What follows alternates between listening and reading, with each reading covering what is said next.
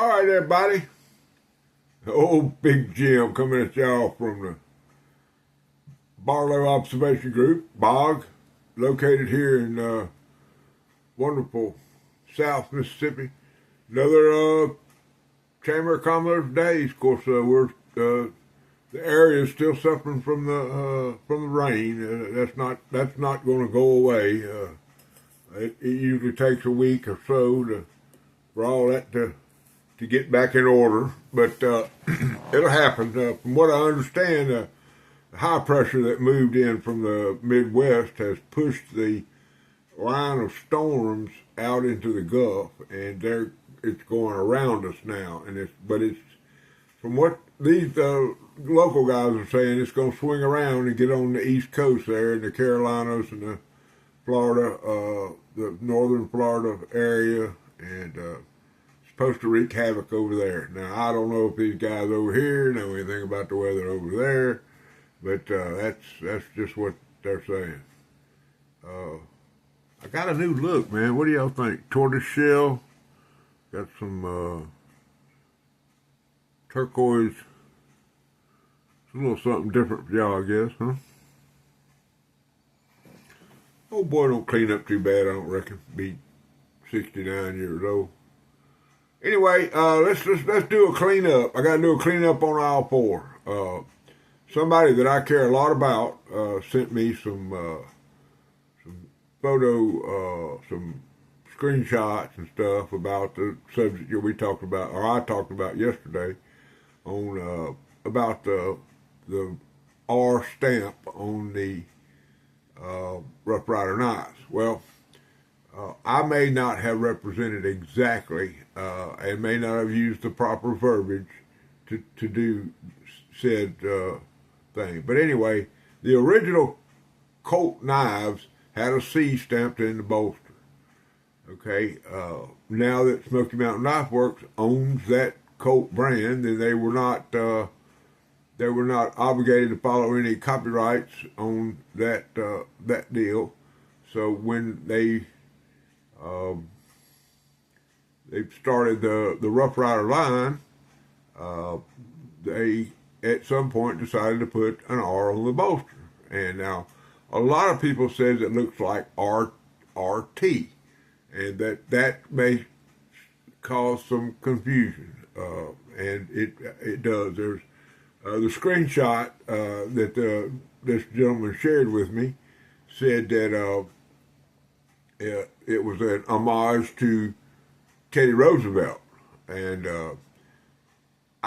that's a whole different subject that has I've covered that before about how when Rough Rider first came out, they wanted to use RYDER, but there was a Colonial had a camp knife that they called the Red Rider, and it was spelled RYDER. Well, Mr. Pipes at Smoky Mountain Knife Works didn't want to get any kind of. This was in the early '90s, and he didn't want to get in any conflict with. At the time, Colonial was a pretty big company, and of course they made a lot of knives. And that Red Rider knife nowadays, if you have that knife in the clamshell packaging or the box packaging that it came in, is quite valuable. I mean, it's a lot of money. So, but anyway, but the original name was going to be Rough Rider with a Y, but they did away with that. And the Teddy Roosevelt, I'm not saying that was the reason they did it, but they came back, and a lot of the different series of knives that Rough Rider does, they have like the long rifle series, and several of them have a little blurb either on the box or on the packaging talking about Teddy Roosevelt and the Rough Riders. Well, they were riding horses, RIDER. So the designers at Smoky Mountain Knife Works, they first used the RIDER. Now they have since, like I say, bought or got the the rights to certain things, and it allows them to use the R, or the Colonial Company went out of business. So they got, at that point, they were okay with using the RYDER. So they changed it. That's one of the changes. I mean, it's a never, knife design is a never-ending process. I mean, there's basically, so many patterns of knives, and unless you come up with something totally, it's like moderns, man. There ain't so much you can do with a modern.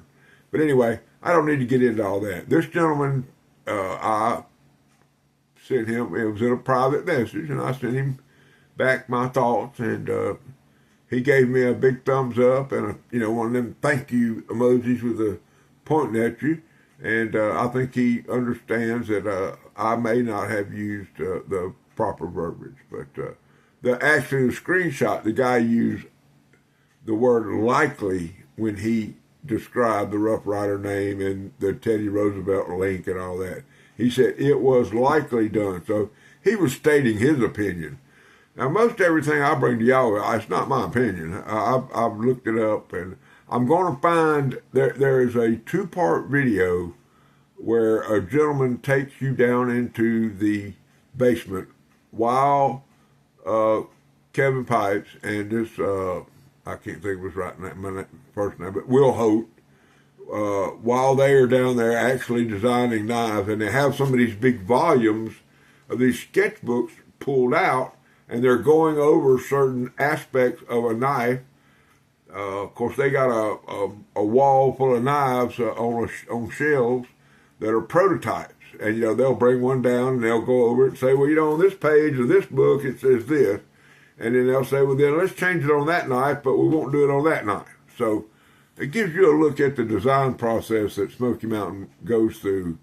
But I'm going to find that, and I will link it in my, when I bring it back up and tell y'all that it's available. I will link it back up, and I'll link it up somehow to where y'all can go to it and watch it, because it's very interesting. Especially if you like knives and like designing knives. Okay. It's late in the day, guys, and I'm getting a late start, and there's several reasons why I wasn't. They're not excuses. They're reasons, and I'm not making light of anything, but I'm going to share this with you.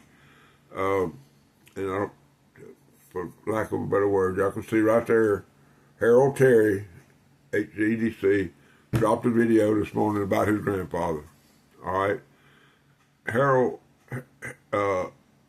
Terry and I are friends and brothers in blades. I've explained this 100 times. We communicate on a almost daily basis, back and forth, privately in our group chats, Facebook, whatever. I can send him, I can call him if I want to, and we've spoke before, so that's not a big deal. But boy, he got me today, man. He got me. And I'm not trying, y'all need to go and look at his video dropped today where he talks about his pawpaw and his grandfather and how he has the knife he has the knife that his grandpa had in his pocket when he passed. Well, I have the knives that my daddy had in his pocket when he passed, and several others. And at some point, I will try to share these knives with y'all. I always told myself I would never do it. My daddy had a pruning knife that he used while he was going to college, and then after he graduated from the School of Agriculture at LSU in 1939, and the tank stamp on this knife and the condition of this knife that I'm talking, the pruner, is evidence that anyway, I ain't gonna get into it. Anyway, I'll share that with y'all. Now that HT have put that video out, I'm gonna have to, because I believe y'all deserve it. I want y'all to see it. It's not. It has. I mean, you're not gonna see some golden orb. I'm gonna pull out a knife that he used. It's a grafting knife, and he used it to graft things in the botany classes and stuff, where you would take one type of plant and graft a limb from it in a certain way. You cut it and all, and slide it in there, and then you put some dope around it to seal it, and the two combined, and you'll have an apple tree with a pear limb on it. That's pretty common practice. And then they would observe these things as they grew over the months and do reports about them and all that. But for my daddy to be the valedictorian of his class, pretty much means he had it going on like a chicken bone, as far as I'm concerned. Not only that, he was a Southern gentleman. Okay, that's why I am who I am. Anyway, another thing, Harold Terry. Y'all see? I don't know if I shared. I think I shared this in the video, but I had to delete it. See my little deer horn necklace there I got? I made this to go on to hang it off my rearview mirror. And Brother Harold gave it to me at the Wiggins Night Show. And I had it all. It's real long. It's long enough to go around my big old neck. But anyway, I took it and made it long. And I was going to take it out there and hang it on my mirror. But I didn't want it swinging back and forth and tapping on the dash. That kind of stuff drives me crazy. Drives most people crazy. But anyway, so I took it out, and I walked out there and I opened it up and slid it around the mirror. And when I opened it up, I looked at it and I said, huh. I pulled my hat off, put my glasses off, put it over my neck, and it's been there ever since. Cooler than creek water. That's all I can tell you about it. All right, what we're going to talk about today. Let's get on some pocket knife. Love you, Harold. Anyway, y'all know that I did some trading with Brother Rex at Brother Blades and More. Okay? I've already shared a couple of those knives. And there's several more left. And this little box of knives here, ain't nothing gonna shatter the earth, ain't nothing gonna shake nothing up. There ain't gonna be, but it completed one set of knives that I've been trying to complete. And then there's a couple of bangers in there. So we'll start off with the easy stuff, okay? These are, this is a $10 knife from Walmart. Okay, I got the first generation of the Bug Out Killer. Walmart. They're if you can find them at the store, they're $9 or $10. And then the other one is the Christmas knife. This is I call it the Darth Vader. I'm sorry, I call it the Stormtrooper. Okay, $5. So nothing earth shattering there. And I got a box now. This is the box that I've loaded up with stuff that I traded him with. Okay, let's see. Coming in next, this is the pattern. I got a couple of these, but this one's a banger. It's the real deal, Holyfield. Okay, this ain't a fake. It ain't nothing else. But anyway, if you look at it, it's the stiletto. Okay, this little slide lock right here. Some of y'all may know what this is, but there's a little lock right here, slides up and down. When you got it in the up position, it will not open in your pocket or anywhere else. Now this one's the big one. I mean, it's that's probably 5.5 to 6 inches long. Okay, nothing earth shattering. They got one with bone handles down at Deep South that I really like to have. This one is some kind of Delrin, plastic, whatever you want to call it. But you take that little slide, you slide it down. Okay. And then you got to be careful, and then you press the button. Okay, now that's I call that a Wharncliffe, but it's just a Pokemon, and you'll see there's a hole right here. See that hole in there? That's the detent that holds the blade. Okay, now you can't close this knife. It won't close. I mean, it's not a. You gotta know what you're doing to close it. In the front there is two little finger guards. If you take one of those and you push it to the side, if I can do it back, see how it moves? Push that to the side, and then the blade will close over. There's no tension on it till you get right to where it closes, and then that little detent, that little that little hole in the blade will go down, and there's a ball bearing. It slides over, just like a modern. That's the detent that holds the blade in there. And until you release that ball bearing, it's not going to deploy. So anyway, press down on the bolster, slide it around, close it up. This is a pokey knife. Now, you can get it sharp enough to where you can cut with it. I mean, this was pretty sharp, but it's just it's something that every knife collector should have. I've seen them, that long, 3-4 inches. Whoop, almost got me. And I've seen them bigger than this. But make sure it's on safety this time. But anyway, it's on safety. It's not going to drop it. Yeah, it's not going to deploy. Anyway, and I guess I should show y'all the tang stamp says Milano, Italy.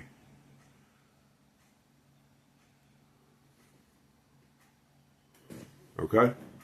So this is an Italian stiletto. It's the real deal Holyfield. Close it up. Make sure it's locked. Get it out of the way. Now then,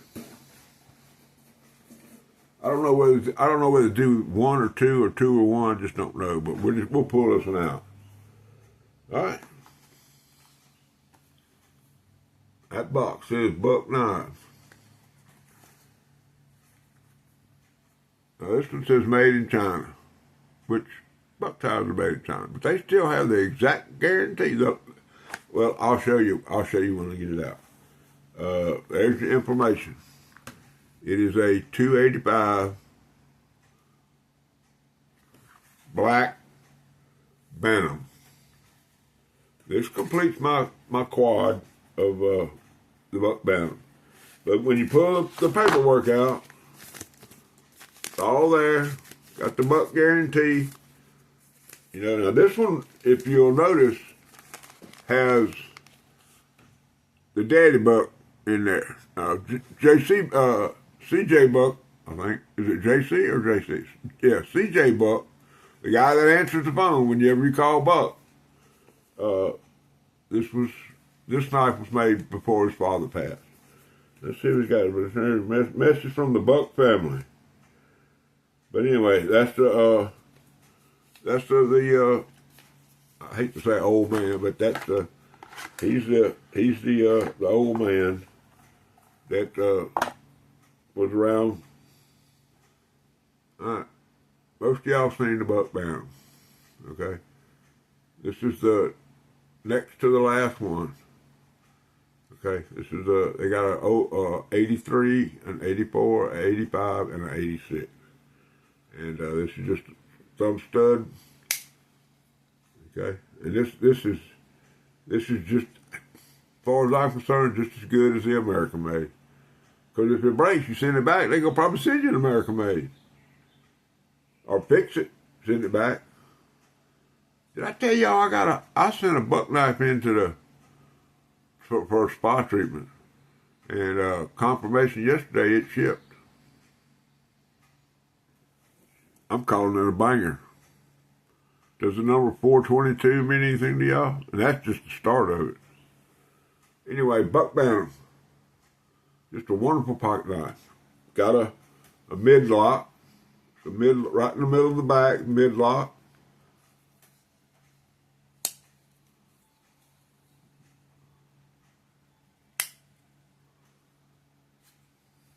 Can't go wrong. Put your little lanyard on this sun gun, slide it down in your pocket. Now, not all of them have the pocket clip, but the top two do. The 85 and the 86 have the pocket clip. So there you go. And the reason that I did the Buck first, they're both made in China. This one and the one I'm going to show you.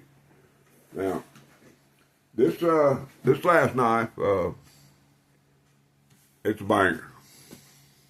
Well, all these, in my book, they're all, even the Walmart ones, they're all bangers. After I don't know that I'm going to open up those Walmart knives. I've got examples of both of those that are open and usable and are using. Of course, I don't have the white one open. I have the white one that I dyed black and made it into a spear point. I call it Darth Vader. But y'all look at this jewel right here. Y'all may have seen this if y'all looked at my pocket dump.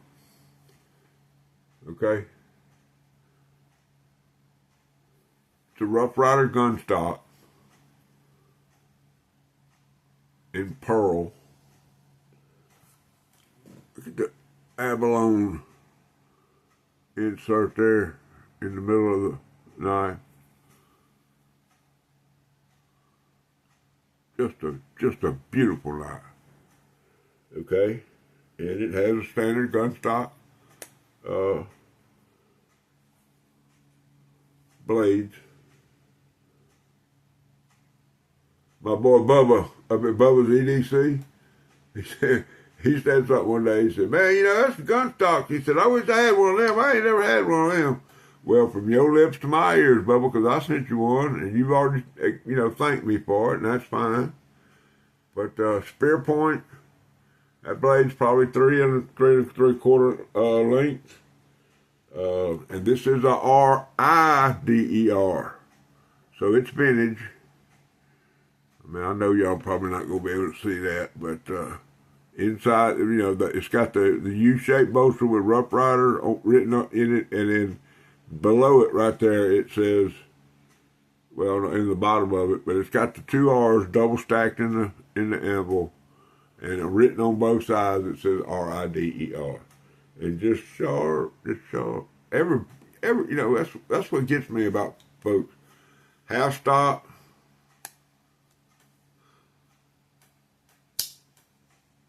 And then the secondary blade.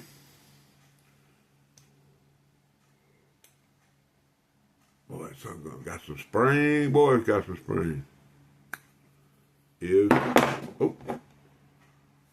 Can't feel my hands, y'all. Is another pin blade. This is a pin blade. The other one was a spear point. Just a beautiful knife, guys. If you're a gentleman, it's a church knife. But I mean, you carry it every day, right into the half stop. Well, I ain't gonna try it with this because it got a spring, boy.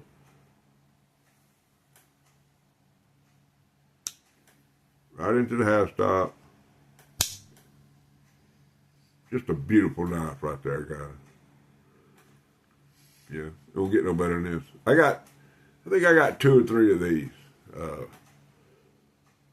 Y'all look at that pearl in that thing. I don't know if everybody says my new camera looks real good, but I watch the videos, but I'm looking at what I'm doing. About half time I don't know what I'm looking at. But anyway, guys, that's the last of the barn sale. No, I'm sorry. There's 2 more knives, and I'll have to share those on a Tuber Tuesday or something, because one of them is I hate that Grail thing, but one of them is a knife I've been wanting for a long time, and I got it. And then the other one is something that was just totally unexpected. Brother Rex threw it out on the table, and I looked at it, and then he said, "Yeah, look at that." I looked at it, and then he said, "Well," I said, "What's wrong with that?" And he said, "I don't know." He said, "I ain't thought about getting rid of it." And I looked at it, and I said, "I'll grab it and put it in my box."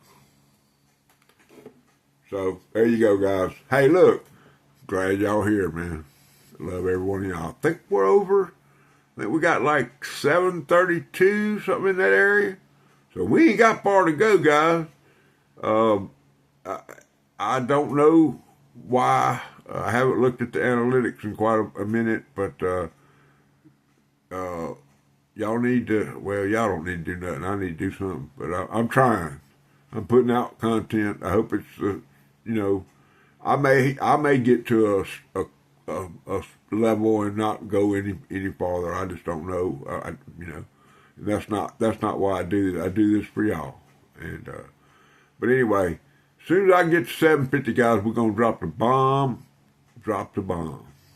Okay, I'm going through boxes of knives every day trying to find things I can add to the giveaway to where y'all can have a decent box of knives whenever y'all get something from me.